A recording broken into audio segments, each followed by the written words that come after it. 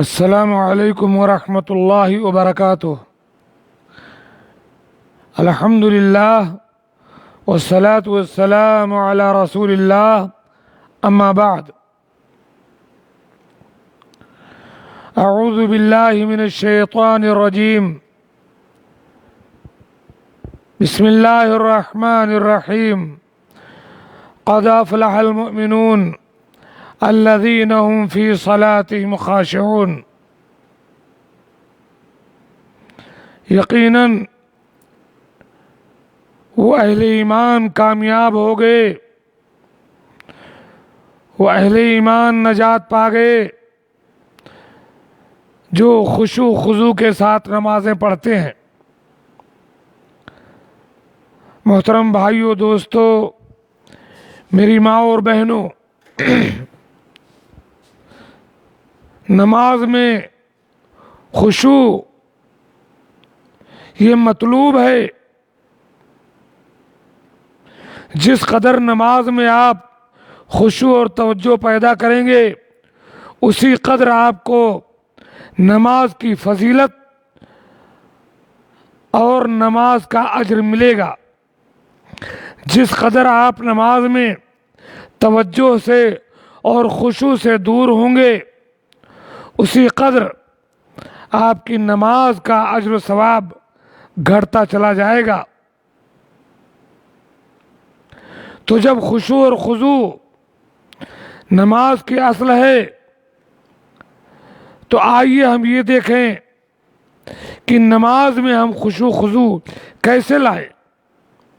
بہت سارے لوگوں کو شکایت ہے کہ نماز پڑھتے ہیں، دل نہیں لگتا، نماز میں حاضر نہیں ہوتے، جسم نماز میں ہوتا ہے، دل و دماغ کہیں اور ہوتا ہے۔ تو آخر کیا کیا جائے کہ نماز میں ہم خشوع اختیار کریں اور نماز کا سارا اجر، اس کی ساری فضیلت ہمارے حصے میں آ جائے۔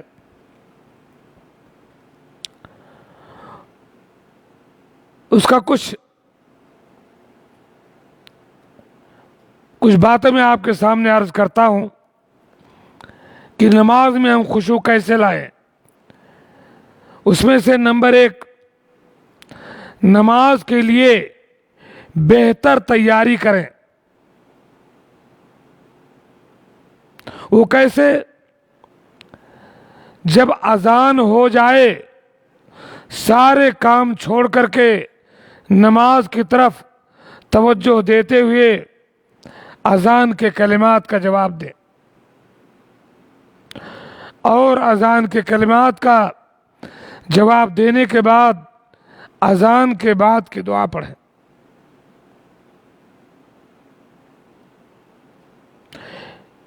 نمبر 2، اذان اور اقامت کے درمیان دوسری چیزوں میں وقت ضائع نہ کریں۔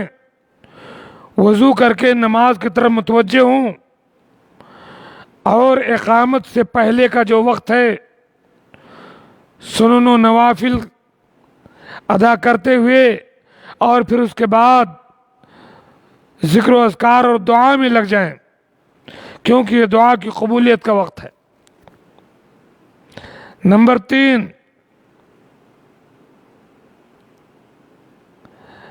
بلکہ اس کو نمبر 2 کہہ لیجئے، اچھی طریقے سے وضو کریں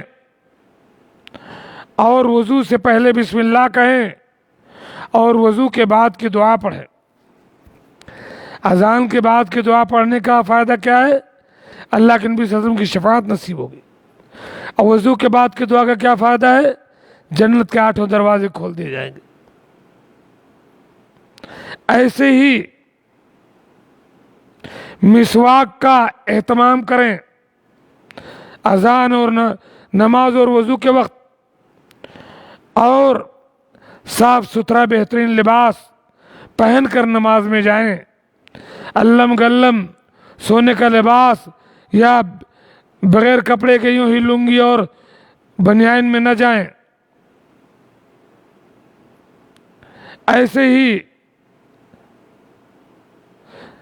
نماز کے لیے تھوڑا جلدی نکل جائیں۔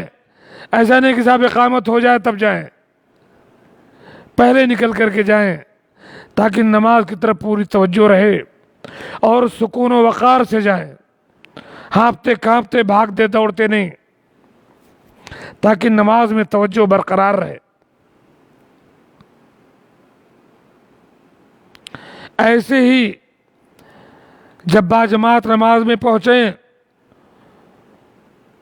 صفوں کو درست کرتے ہوئے کھڑے ہوں اور مل کر کھڑے ہوں۔ صفوں کے ٹیڑھے پن سے اور دور دور کھڑے ہونے سے بھی نماز کا اجر کم ہوتا ہے، خشوع خضوع میں فرق آتا ہے۔ جب نماز کے لیے کھڑے ہو جائیں اتنی ساری تیاری کے بعد، تو اب نماز کو انتہائی اطمینان سے پڑھیں، جلد بازی میں نہیں، اطمینان کے ساتھ۔ جب ایک رکن سے فارغ ہو کر کے اٹھیں تو دوسرے رکن میں تب تک نہ جائیں جب تک کہ اطمینان نہ ہو جائے، ہڈیاں اپنی جگہ پر واپس نہ آ جائیں۔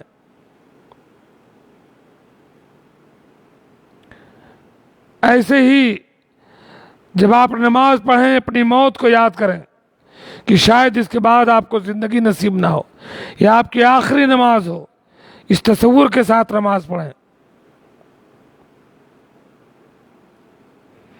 اور قرآن پاک کی جو آیات پڑھیں ان کو سمجھ کر پڑھنے کی کوشش کریں، خصوصاً سورہ فاتحہ، اس کا ترجمہ یاد کر لیں، سمجھ کر پڑھیں۔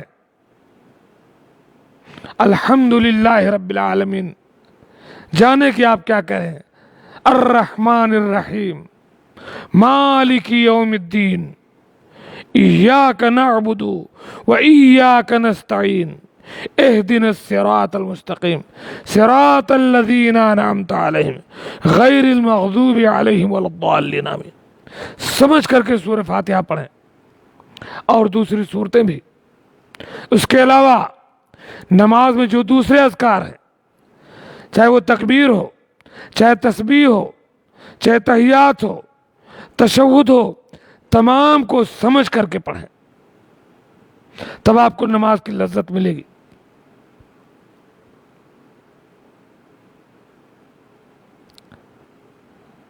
ایسے ہی تسبیح کی آیت آئے اس کے ساتھ آپ تفاعل آپ کا ہو، سبحان اللہ کہیں، تعوذ کی آیت آئے اعوذ باللہ کہیں، آمین کی بات آئے آمین کہیں۔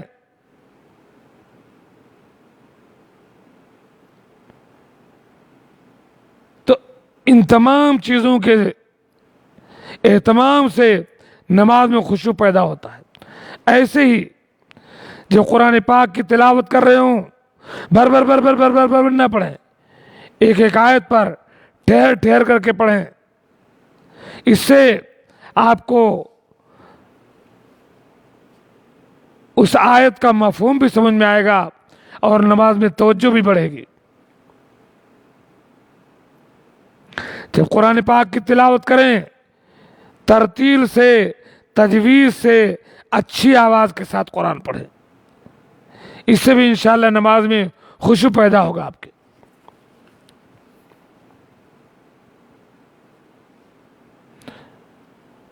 اور جب آپ نماز پڑھیں اس تصور کے ساتھ پڑھیں کہ اللہ تعالیٰ آپ سے مخاطب ہے، آپ اللہ سے مخاطب ہیں، اللہ تعالیٰ آپ کے سامنے ہے، آپ اللہ کے سامنے ہیں، اس تصور کے ساتھ نماز پڑھیں۔ اور اللہ تعالیٰ آپ کا جواب دیتا ہے، آپ اللہ سے گفتگو کرتے ہیں، اس تصور کے ساتھ نماز پڑھیں۔ صحیح حدیث میں اللہ کے رسول نے فرمایا کہ اللہ تعالیٰ کہتا ہے، خاص کر جب سورہ فاتحہ پڑھو تو اس تصور کے ساتھ کہ اللہ تعالیٰ سے بات کرو، اللہ تعالیٰ آپ سے گفتگو کر رہا ہے۔ اللہ تعالیٰ کہتا ہے، قسمت الصلاۃ بینی و بین عبدی نصفین، میں نے نماز کو اپنے اور اپنے بندے کے درمیان آدھا آدھا بانٹ دیا ہے۔ وَلِعَبْدِي مَا سَأَلَ،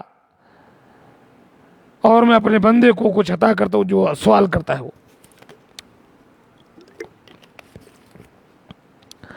فَإِذَا قَالَ الْحَمْدُ لِلَّهِ رَبِّ الْعَالَمِينَ، جب بندہ الحمدللہ رب العالمین کہتا ہے، قال اللہ حمدنی عبدی، اللہ تعالیٰ جواب دیتا ہے میرے بندے نے میری حمد کی.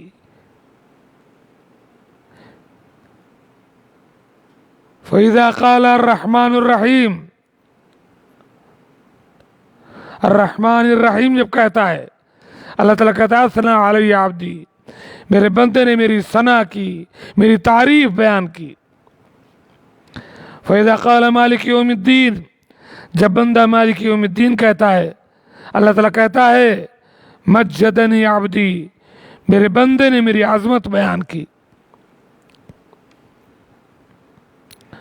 فَإِذَا قَالَ إِيَّاكَ نَعْبُدُ وَإِيَّاكَ نَسْتَعِينُ، جب بندہ إِيَّاكَ نَعْبُدُ وإياك نستعين کہتا ہے، اللہ تعالیٰ کہتا ہے هَذَا بَيْنِي وَبَيْنَ عَبْدِي، یہ میرے اور میرے بندے کے درمیان ہے. وَلِعَبْدِي مَا سَأَلَ، اب میرا بندہ جو سوال کرے گا میں اسے عطا کروں گا. وَإِذَا قَالَ اهْدِنَا الصِّرَاطَ الْمُسْتَقِيمَ صِرَاطَ الَّذِينَ أَنْعَمْتَ عَلَيْهِمْ غَيْرِ الْمَغْضُوبِ عَلَيْهِمْ وَلَا الضَّالِّينَ، جب بندہ یہ دعا کرتا ہے اهْدِنَا الصِّرَاطَ الْمُسْتَقِيمَ صِرَاطَ الَّذِينَ أَنْعَمْتَ عَلَيْهِمْ، اللہ تعالیٰ کہتا ہے هَذَا لِعَبْدِي وَلِعَبْدِي مَا سَأَلَ، یہ میرے بندے کے لیے اور میرے بندے کے لیے وہ کچھ جو اس نے سوال کیا. تو جب نماز پڑھیں اس تصور کے ساتھ پڑھیں کہ اللہ تعالیٰ آپ سے گفتگو کر رہے ہیں، آپ اللہ سے گفتگو کر رہے ہیں، تو نماز میں خشوع پیدا ہوگا، نماز میں اہتمام ہوگا. ایسے ہی اگر اکیلے نماز پڑھ رہے ہوں، امام کے سامنے تو سترا ہوتا ہے، تو امام کو بھی چاہیے اپنے سامنے سترا رکھے، اور اگر اکیلے پڑھ رہے ہوں تو آپ اپنے سامنے سترا کے ساتھ نماز پڑھیں. اس کا فائدہ یہ ہے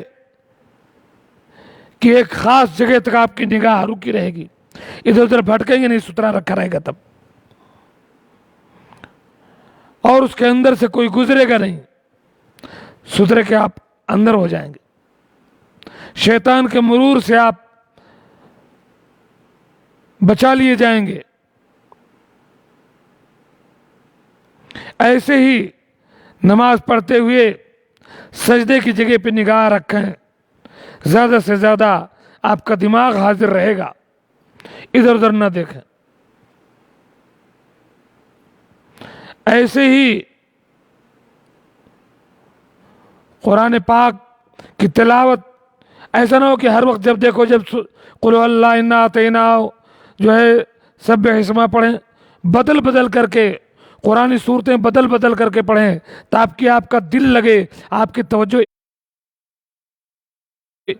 ایک ہی صورت بار بار پڑھیں گے تو بغیر توجہ کے وہ یوں ہی دماغ کے اوپر سے گزرتی جائے گی اور آپ کا دل نہیں لگے گا نماز میں. آپ صورت پڑھ چکے ہوں گے، آپ کو پتہ نہیں چلے گا کہ آپ نے کیا پڑھا. تو بدل بدل کر صورتیں پڑھیں، سجدے کی دعائیں بدل بدل کر پڑھیں، رکوع کی دعائیں بدل بدل کر پڑھیں، تشہد میں دعائیں بدل بدل کر پڑھیں.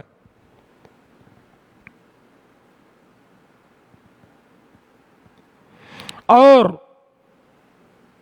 نماز میں خشوع تب پیدا ہوگا جب آپ یہ جانیں کہ خشوع کے ساتھ نماز پڑھنے کی فضیلت کیا ہے، کتنا بڑا مقام ہے. اللہ کے رسول صلی اللہ علیہ وسلم نے فرمایا، صحیح مسلم کی حدیث ہے کہ جو بندہ نماز کا وقت حاضر ہونے کے بعد اچھی طریقے سے وضو کرتا ہے، انتہائی خشوع خضوع کے ساتھ رکوع و سجود کرتا ہے، تو وہ نماز اس کے پچھلے گناہوں کا کفارہ بن جاتی ہے جب تک وہ کبیرہ گناہوں کا مرتکب نہ ہو. تو اگر آپ اس تصور کے ساتھ نماز پڑھیں کہ یہ نماز آپ کے پچھلے گناہ کا کفارہ ہے تو ظاہر بات ہے آپ توجہ کے ساتھ نماز پڑھیں گے، آپ نماز میں حساب کتاب نہیں لگائیں گے. ایسے ہی نماز میں جو دعاؤں کی جگہ ہیں ان میں توجہ کے ساتھ اللہ تعالیٰ سے دعا کریں اور محنت کریں. جب اہدنا الصراط المستقیم کی باری آئے توجہ کے ساتھ دعا کریں. سجدے میں جائیں، تسبیح کے بعد جب اللہ سے دعا کریں، خوب دعا کریں، یہ قبولیت کا وقت ہوتا ہے، اللہ تعالیٰ بندے سے زیادہ قریب ہوتا ہے۔ سجدے میں خوب دعائیں کریں، دل لگے گا۔ تشہد میں بیٹھیں، سلام پھیرنے کے وقت خوب دعائیں کریں، دعا کی قبولیت کا وقت ہے، قبولیت کی جگہ ہے۔ ایسے ہی خشوع خضوع پیدا کرنے کے لیے ان تمام چیزوں کو سامنے سے ہٹا دیں جو آپ کو نماز میں ڈسٹرب کرتی ہیں، نماز سے دور کرتی ہیں، نماز میں خلل ڈالتی ہیں، چاہے وہ تصویر ہو، کوئی کتاب ہو، کوئی آئینہ ہو، کوئی بھڑکیلی چیز ہو، تمام ہٹا دیجیے۔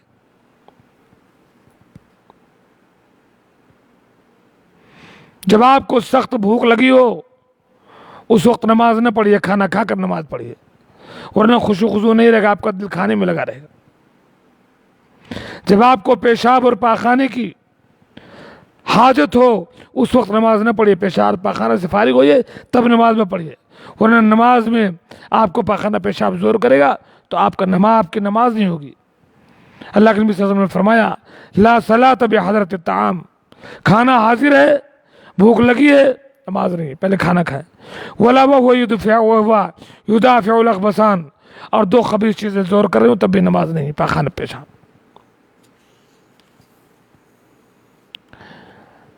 جب نیت کا غلبہ ہو تو فرض کے علاوہ اور کوئی نماز نہ پڑھیں، نفلی نماز تہجد پڑھنا چاہتے ہیں، نیت کا غلبہ اس وقت نہ پڑھیں، نیت پوری ہونے کے بعد نماز پڑھیں، ورنہ خشوع خضوع نہیں رہے گا۔ ایسے ہی کسی بات کرنے والے کے سامنے، کسی سونے والے کے سامنے وہاں جا کر نماز نہ پڑھیں، ورنہ آپ کا دل نماز میں نہیں لگے گا۔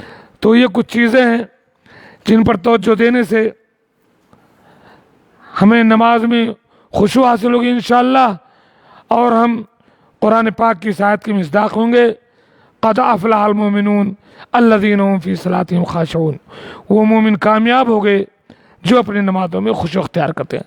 اللہ تعالی ہمیں 5 وقتہ جماعت کے ساتھ اللہ کے رسول صلی اللہ علیہ وسلم کے بتائے ہوئے طریقے کے مطابق خشوع کے ساتھ نماز پڑھنے کی توفیق دے، ہماری نمازوں کو قبول فرمائے۔ رب اجعلنی مقیم الصلاۃ ومن ذریتی آمین، وآخر دعوانا الحمدللہ۔